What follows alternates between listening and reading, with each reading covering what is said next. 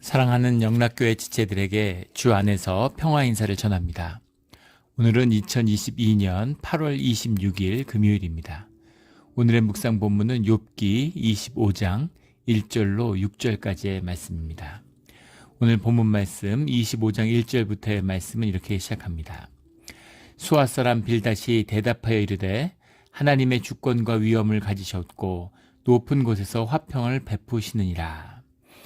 수아 사람 빌닷이 23장, 24장에 걸쳐 계속되었던 욥의 고백을 이제 반박하는 이야기를 하는 것이죠. 언뜻 들으면 본문 전체가 좀 엉뚱해 보이고 무슨 이야기인가 싶습니다. 그것은 사실은 욥의 말을 정면으로 반박하는 것이죠. 하나님은 주권과 위엄을 가지셨고, 주권이라고 하는 것은 이제 함쉐, 우리가 너무나 잘 아는 것이죠. 권능을 의미하는 겁니다. 주님의 통치, 주님이 세상의 모든 섭리를 주관하시고 주님이 움직이시는 분이다라고 하는 주님의 통치를 말하는 거죠. 주님의 섭리입니다. 주님의 원칙, 주님이 세상을 움직여가는 뜻, 그런 것이 들어있다라는 거죠. 이 주권이라고 하는 것, 주님의 섭리가 곳곳에다 스며들어 있어요. 세상을 움직이는, 자연을 움직이는 주님의 움직일 수 없는 권리, 주님의 자연을 주관하시고 모든 만유를 주관하시는 주님의 섭리가 있다는 겁니다. 신기한 것이죠. 기가 막힌 것입니다. 이 지구라고 하는 것, 이 지구, 왜 우리가 아직까지 화성으로 여행을 못 갈까? 이 지구를 둘러싸고 있는 반 알렌테라고 하는 강력한 선이 지키고 있는 거죠. 이 방사선, 강력한 방사선의 띠가 지구를 둘러싸고 있어서 사실은 과학자 중에는 인간이 지구를 벗어나는 것이 가능하냐 이런 의문을 갖고 있는 분도 있습니다. 그래서 음모론자들은 사실은 달에 갔다 온 것 자체를 의심하는 사람들도 있죠. 미국의 통계에 보면 3분의 1, 미국 사람의 3분의 1이 아폴로가 달에 갔다는 걸 믿지 않는다는 거예요. 그래서 어떻게 그럴 수가 있을까? 뭐 사진 같은 것도 남아 있는데, 근데 사진 같은 건 어떤 스튜디오 같은 데서 찍을 수도 있는 거니까 뭐 그런 게 문제가 되는 것이 아니라 기본적으로 60년대에는 그 반 알렌테라는 게 있는지도 몰랐다는 거죠. 지금으로 치면 은박지 같은 걸로 둘러싸인 그런 우주선으로 지금의 그 당시의 컴퓨터는 지금의 아이들 게임용 컴퓨터만도 못했다는 거예요. 그런 걸 가지고 갈 수 있느냐, 추력이나 지금은 갈 수 있는데 지금을 가려면 그 2m 두께로 이렇게 그 방사선에 대한 걸 이제 둘러야 된다는 겁니다. 안 그러면 그 우주에 나가면 바로 죽는다는 거죠. 어떻게 그런 게 있을 수 있을까? 기가 막히죠. 달이 지구의 3분의 1만 해요. 어떻게 이렇게 큰 그 행성을 붙들고 있을 수가 있을까? 참 신기하죠. 너무 큰 겁니다. 달이 이렇게 크기 때문에 사실은 지구에 날라오는 많은 유성들 이런 것들 대부분 달이 막아준다는 거잖아요. 그 바다의 온도가 2도만 높여줘도 지구의 생명체가 살 수 없다고 그러죠. 기가 막히게 이 지구의 이 바다의 온도가 유지되고 있는 겁니다. 최근 과학계에서 가장 큰 이슈가 되고 있는 것은 이제 꿀벌이 사라지는 거죠. 꿀벌이 사라지는 것. 꿀벌이 다 사라지면 멸종하면 4년 만에 이제 인간이 멸종하게 된다. 뭐 그 이야기를 아인슈타인이 했다고 전해지죠. 뭐 아인슈타인이 얘기하지 않았어도 이제 그만큼 꿀벌의 존재가 중요한 거죠. 왜냐하면 모든 그런 씨를 받아주고 생물들이 피어나게 하는데 꿀벌의 역할이 크기 때문이죠. 근데 꿀벌이 왜 사라지는지를 잘 몰라요. 뭐 기후 변화 때문이다, 휴대폰의 전파 때문이다. 뭐 질병 때문이다. 뭐 여러한 설이 한 10여 가지 이론들이 있는데 정확한 이유를 알 수 없습니다. 그런데 세상의 모든 생명체들이 밀접히 서로 연관되어 있다고 하는 것이죠. 그런 예전에 또 그런 다큐멘터리를 봤는데 그런 효모나 바이러스, 균이 없다면 어떻게 될까? 균이 없으면 우리가 뭐 땀을 흘릴 일도 없고 우리가 겨드랑이에서 냄새 날 일도 없고 머리를 안 감아도 되고 유익이 많죠. 그런데 균이 주는 유익이 어마어마한 겁니다. 균이 없으면 모든 생명체가 몇 년 안에 다 멸절되고 만다고 그래요. 알아가면 알아갈수록 세상이 신비하게 모두 하나로 연결되어 있는 거죠. 모두 합쳐져 있는 겁니다. 이런 것이 주님의 주권 안에, 함쉘 안에 들어있는 것이죠. 하나님이 세상을 움직여가는 섭리가 있다라는 겁니다. 원칙이 있다 이런 겁니다. 우리 예전에도 한두 번 나눴는데 일본의 다큐멘터리에서 본 거예요. 무슨 예능 프로 같은 거였는데 거기서 질문을 하고 그걸 이제 추적하는 겁니다. 질문은 뭐였냐면 도사견, 도사이누라고 그러죠. 일본의 도사 지방에서 세계의 그런 맹견들을 한 10여 종 갖다가 이렇게 섞어서 만든 믹스견이죠, 일종의. 그게 이제 견종이 돼서 그걸 도사이누다 이렇게 부르는데 그 도사견이 이제 투견 중에서 인간이 만들어낸 개 중에서 지구상에는 모든 견종 중에서 최강의 견종이죠. 가장 등치도 크고 가장 무시무시한 그런 개입니다. 도사견에 대한 전설이 많은데 조선에서 잡아온 호랑이한테 밥으로 도사이누를 한 3마리 넣어줬더니 도사이누가 호랑이를 잡아먹었다 이런 얘기도 있고 호랑이를 이긴다 이런 얘기들이 많이 있는 거. 호랑이를 쫓았다 이런 얘기도 있고 진짜 그런가 하는 거를 실험해 보는 겁니다. 그래서 도사이누인데 전국에 있는 도사견 대회에서 1등을 한 위풍당당하고 뭐라 말할 수 없이 멋진 아주 당당한 개입니다. 등치도 그렇고 근데 막 그런 황금 이런 휘장 같은 걸 다 몸에 두르고 있어요. 도사견 챔피언이기 때문에 그 개를 데려가서 동물원에 데려갔는데 장막으로 가려놓은 겁니다. 그리고 유리벽을 장막으로 가려놓고 유리벽 뒤에 호랑이가 있어요. 호랑이는 이제 벵갈 호랑이입니다. 시베리아 호랑이 이런 거에 비교하면은 아무르 호랑이 이런 데 비교하면 등치가 한 3분의 2밖에 안 되는 작은 호랑이죠. 절반밖에 안 돼요. 거기다 암놈입니다. 그러니까 굉장히 체격이 자그마한 별 볼 일 없는 암호랑이인 거예요. 체격적으로 보면. 그 호랑이가 있는데 그 호랑이가 이렇게 앉아 있는 거죠. 낮잠을 자고 있는데 그걸 이렇게 그 커튼으로 가려놨다가 도사인을 데려가서 그 앞에 두고 갑자기 커튼을 싹 내리는 겁니다. 그 앞에 호랑이가 있는 거죠. 그럼 서로 어떻게 반응하는가 하는 걸 보여주는 거예요. 근데 호랑이는 그냥 뚱한 겁니다. 배도 부르고 별 관심이 없어요. 그냥 뚱 해서 쳐다보는데 도사견이 그 순간 자지러지는 겁니다. 무서워가지고 오줌을 싸고 똥을 싸고 완전 바닥에 엎드려져서 막 자지러져요. 제대로 걷지도 못해요. 결론은 도사이누는 호랑이하고 싸울 수 없다는 걸로 이제 결론이 난 거죠. 근데 이상하잖아요. 처음 보는데 왜 등치가 큰 무슨 소 같은 것도 막 몰고 그것도 두려워하지 않는데 코뿔소도 두려워하지 않는데 왜 호랑이를 그렇게 무서워할까요? 그런 게 자연의 비밀입니다. 주님의 섭리와 같은 거죠. 주님이 움직이시는 것이 있어요. 그런 깊은 섭리가 있다는 겁니다. 이것이 함쉘이죠. 주권과 위엄을 가지고 위엄을 가졌다라는 게 파하드라는 말인데 이 원뜻은 두려움입니다. fear죠, fear. 주님 앞에 복종하는. 근데 그 복종한다는 게 주님이 너무 세서 그 안에 간 피조물이 두려워한다 이런 의미가 아니라 그 존귀함, 그 아름다움 그런 것에 압도되는 거죠. 그 섭리 가운데 어떻게 할 수 없는 그 섭리와 본질의 세계를 확인하는 그 두려움인 거죠. 인간이 모르는 세계, 알 수 없는 세계에 대한 두려움이 있죠. 인간들이 어두움을 두려워합니다. 그런데 그 어두움 너머에 있는 본질의 세계, 압도되는 그런 것이 공포, 이 위험이죠. 하나님은 주권과 위엄을 가지셨고 높은 곳에서 화평을 베푸시느니라. 높은 곳이라고 하는 것은 주님이 머무는 곳이죠.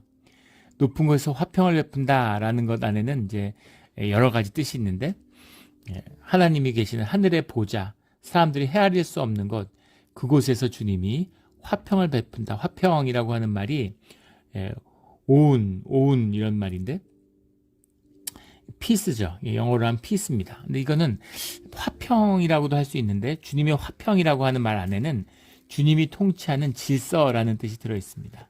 주님의 질서고 주님의 뜻, 주님의 섭리가 그 안에 구현되어 있다라는 거죠. 이게 주님의 통치다라는 겁니다. 이 창세기 1장 28절에 보면 주님의 그 창세 질서를 만들어가는 이야기가 나오죠. 1장 26절에 보면 형상을 따라 우리의 모양대로 사람을 만들고 이런 말이 나옵니다. 온 땅과 땅에 기는 모든 것을 다스리게 하자 이렇게 말씀하시죠. 27절에 사람을 창조하실 때 남자와 여자를 창조하시고 남성과 여성도 주님의 섭리 가운데 있는 것이다. 남성과 여성을 구별하는 주님의 섭리가 있어요. 그래서 페미니즘이 하도 기성을 부리니까 뭐 남성성에 대한 공격, 물론 가부장과 폭력적인 삐뚤어진 남성 위주의 문화가 세상을 지배해온 게 사실이죠. 잘못된 것이 많이 있습니다. 그러나 남성성과 여성성이라는 것에 본질적인 차이가 있어요. 이것은 사회와 문화가 만들어낸 것이 아니라 우리의 본질적인 자연성이라고 하는 창조성이 만들어낸 그런 본질적인 구별이 있다고 하는 것입니다. 우리 여러 번 예전에도 예를 들었지만 동물의 왕국 이런 거 한번 보세요. 숫사자들이 사냥을 배우는데 엄마 사자하고 2년을 살아도 사냥을 못합니다. 사냥을 배우질 못해요. 근데 아빠 사자의 사냥을 한 번만 따라가면, 아빠 사자의 사냥을 한 번만 보면 사냥을 깨닫습니다. 그게 유전자 속에 다 각인되어 있는 것이죠. 신기하잖아요. 그런 거죠. 사자만 그런 걸까요? 예전에도 몇 번 나눈 적이 있지만 영국에서 한 연구입니다. 특별한 학업 성취가 탁월한 학생들은 무엇이 다른가에 대한 그런 조사를 하던 중에 그런 학생들의 특징이 아버지가 공부를 가르쳐주는 학생들이다라는 거예요. 우리 예전에 제가 뉴욕에서 섬겼던 교회에도 그런 그 청년이 있었는데 남매죠. 남매가 다 하버드를 갔는데 하버드를 간 게 대단한 게 아니라 진짜 수재예요. 정말 머리가 좋고 진짜 똑똑한 친구들입니다. 그런데 그 아버지가 대학 교수님이었는데, 근데 이제 시간이 많잖아요. 교수님들이 또 미국에서 뭐 대학 교수하고 그러시니까. 그런데 아이들하고 그 집이 이제 교회 장로님인데 집에 가면 낮에 엄마가 일하느라고 바빠요. 근데 아빠가 집에서 아이들 숙제 봐주고 공부를 하는데 아이들하고 같이 수학 문제를 게임하듯이 푸는 거예요. 아이들하고 이렇게 수학 문제를 풀면서 노는 거죠. 그게 그 아버지 장로님한테도 가장 큰 즐거움이다. 그 시간이 제일 즐겁고 기다린다고 그런 말씀을 하시더라고요. 애들이 어떻게 공부를 잘하지 않을 수 있겠습니까? 인생에 가장 소중하고 자기의 자존감을 확인시켜주는 아버지하고 놀아주는 아이들이 자존감이 강하다는 거죠. 돈 벌고 지위가 높아지고 이래도 열등감이 심해요. 자기보다 더 돈 많고 더 출세한 사람들이 많잖아요. 자존감이란 그렇게 생기는 게 아니죠. 자존감의 원천이라고 하는 것. 물론 그것은 주님 안에서 오는 것이지만 그것을 우리가 받는 가장 중요한 것을 담는 그릇이 아버지라는 거죠. 그래서 아버지의 그릇에 그것을 아버지와 같이 놀면서 아이들이 자존감이 높아진다는 거예요. 그런 것. 이것이 남성과 여성의 섭리 같은 것이죠. 28절에 보면 하나님이 그들에게 복을 주시며 하나님이 그들에게 이르시되 생육하고 번성하여 땅에 충만하라. 땅을 정복하라. 그리고 마지막에 모든 생물을 다스리라. 이렇게 말씀하시죠. 생육하고 번성하고 충만하고 정복하라. 다스리라. 복을 주시며, 복을 주시는 것, 우리에게 주님이 복 주시는 게 특별한 은혜로 주어지는 게 아니라 하나님의 섭리예요. 하나님이 복 주시고 땅을 다스리게 하시기 위해서 그래서 우리를 창조하셨습니다. 근데 이 창조의 질서가 죄로 인해서 깨져버린 것이죠. 복을 못 받아요. 복을 못 누리는 것입니다. 복을 받기 위해 몸부림을 쳐요. 주님의 형상에 만들어진 피조물이기 때문에 복을 받아야 한다는 걸 알아요. 복을 원합니다. 복을 누리지 못하는 비통함이 있는 것이죠. 다스리라, 다스리지 못하는 거예요. 오스트레일리아에 뱀이 있느냐 없느냐에 대한 많은 논란이 있습니다. 뱀이 없는 거예요. 근데 후에 발견이 됐죠. 19세기, 20세기에 들어서야 뱀이 있다는 게 발견됐습니다. 근데 뱀이 6m가 넘는 구렁이가 살고 있다는 걸 알게 됐죠. 근데 뱀이 왜 없다고 생각했을까? 뱀이 사람이 가까이 오면 도망가는 겁니다. 뱀이 사람을 무서워해요. 우리는 사람이 뱀을 무서워할 것 같지만 아프리카 사막에 마사이 마라 이런 데 사막에 그 광야에 그 초원에 사자가 사는데 마사이족을 하고 같이 살아가고 있죠. 마사이족이 역사적으로 사자한테 죽임을 당한 일이 없다는 거예요. 마사이족이 들판을 지나가면 아이라 할지라도 사자가 사람을 피한다는 겁니다. 이게 자연에 다스려지는 하나님의 원리예요. 근데 그런 게 무너지고 있는 거죠. 사자가 사람을 잡아먹고 인가에 내려오고 뱀이 사람을 잡아먹고 이런 일이 생기는 겁니다. 요즘에 아프리카의 그 사파리 여행 중에서 가장 희생이 많이 되는 사람들. 예전에 하마였는데 이제 코끼리라고 그러죠. 코끼리는 온유함의 대명사잖아요. 코끼리들이 사람을 공격한다는 거예요. 그 이유가 예전에도 나눈 적이 있지만 사람들이 어린 코끼리 상아 때문에 어른 코끼리들, 아버지 코끼리들 다 잡아서 죽이니까 새끼들이 아직 어린데 가장이 된다는 거죠. 자기의 폭력성을 15년 정도 이렇게 아버지 밑에서 훈련을 받으면서 그 다스려져야 되는데 전혀 공격성이 다스려지지 않은 애들이 리더가 된다는 거예요. 그래서 코끼리의 무리가 깨지고 사람을 공격하고 이런 일들이 일어난다는 겁니다. 이것이 주님의 복이 깨져버린, 주님의 평화가, 화평이 깨져버린 세상의 모습이죠. 그래서 하나님이 다스리는 원래의 모습은 화평이었다라는 겁니다. 높은 곳에서 주님의 화평을 베푸신다라는 거죠. 이 뜻 하나에 더 하나의 뜻이 있는데, 유대인들이 이 말씀을 전할 때 높은 곳에서 화평을 베푸신다라는 의미가 가운데는 주님의 주권과 관련해서 주님께 대항했던 계시록에 나오는 마귀들을 정복한 이야기, 유대의 전설 가운데 내려오는 하나님의 말씀에 불순종했던 천사들을 천국에서 쫓아내버린, 그걸 정복한 사건을 지칭하는 그런 뜻으로 이 표현을 쓰죠. 이건 무슨 얘기냐면, 어떤 맥락이냐면, 천사들도 주님께 대항하지 못하는데, 능력과 권능을 가진 천사들도 주님 앞에 감히 대적하지 못하는데 하물며 인간이랴, 이런 뜻이 들어있는 거죠. 이것이 특별히 높은 곳에서 화평을 베푸신다라는 말의 또 다른 은유적인 표현이었다고 합니다. 도저히 넘볼 수 없는 하나님의 위엄, 하나님의 주권, 하나님의 질서, 하나님은 그런 분이셔, 이 의미죠.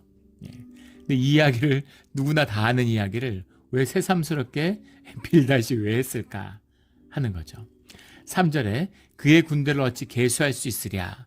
주님의 천군 천사를, 그 본질의 세계죠. 우리 현상의 세계의 질서로 환원될 수 없는 그 세계, 무한의 세계, 그걸 어떻게 계수할 수 있냐. 계라는 건 quantitify잖아요. 어떻게 그걸 양으로 따질 수 있겠느냐.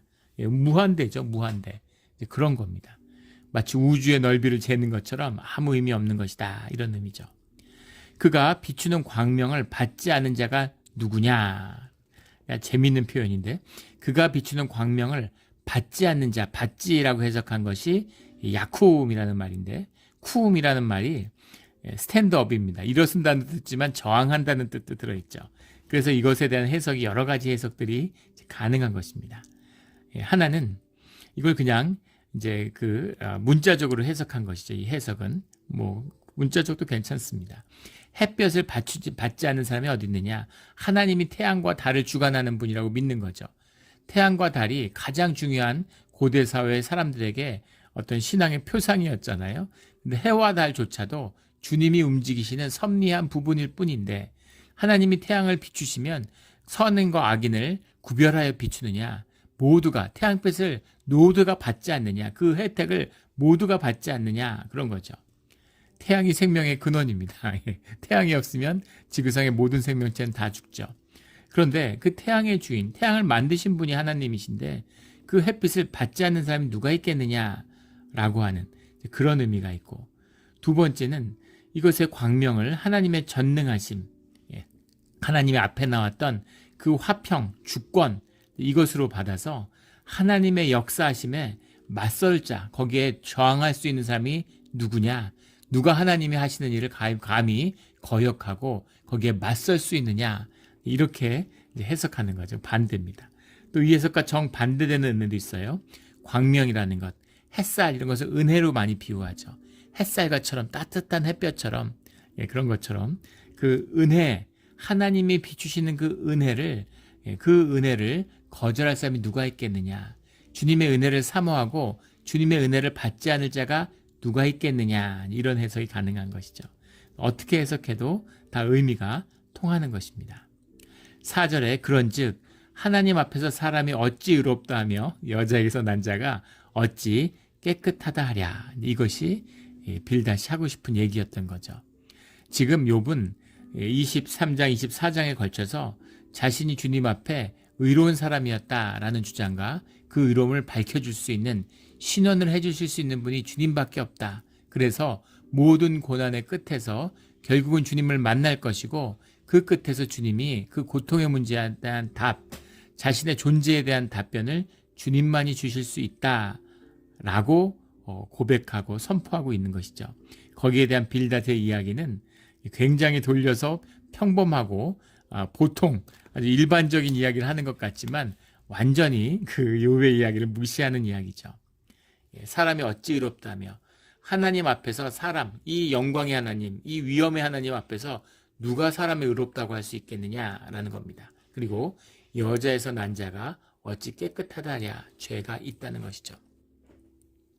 여자에게서 난 자라고 하는 건 죄성을 입은 자, 주님에게서 떨어진 자, 이런 의미인 거죠. 육성을 가진 자, 이런 자입니다. 그런 자가 어찌 깨끗하다 하랴. 그런데 문제는 이 말씀이 욥을 정죄하고 있다는 거예요.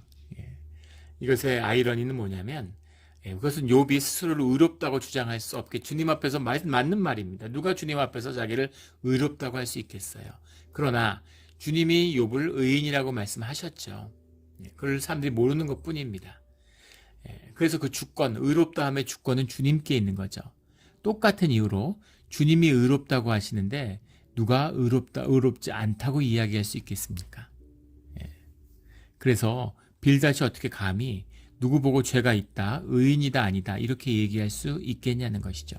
의인이라고 얘기하는 것도 말도 안 되지만 의인이 아니라고 얘기하는 것도 말도 안 되는 이야기라는 겁니다. 천국에 갔니 안 갔냐, 한국의 그런 미숙한 그런 종교인들이 이순신 장군이 천국에 갔니 안 갔니 그런 얘기를 해요. 본인이 천국에 갈지 안 갈지도 모르면서 다른 사람 천국에 갔는지 안 갔는지 그런 걸 어떻게 정죄할 수 있습니까? 오직 주님만이 아시는 거죠. 주님께 맡기면 돼요. 그 울타리와 그 선을 넘어가면 안 됩니다. 오만이죠. 그 서구의 오래된 그릭에서부터 유래된 그런 그 교훈이 있죠. 속담이 휴브리스는 네메시스를 부른다라고 하는 그 유명한 그리스 로마 시대부터 전해 내려오는 그런 서구의 속담입니다. 휴브리스라고 하는 건 오만이고 네메시스라는 건 이제 복수의 여신이죠. 휴브리스를 처단하는 오만함을 처단하는 그런 신이에요. 주님은 오만한 걸 싫어하시죠. 그것이 인간의 이제 숙명적인 본성이기도 합니다. 겸손, 어떻게 인간이 겸손할 수 있겠어요? 주님을 만난 자, 십자가에 못 박힌 자만이 겸손이 무엇인지를 압니다. 오만함이라는 건 에고의 얼굴이죠. 모든 거짓의 표현입니다. 거짓된 자기인식, 이게 에고잖아요. 그 에고가 십자가를 만나서 십자가에 못 박힌 자야지만이 겸손의 의미가 무엇인지를 알 수 있어요.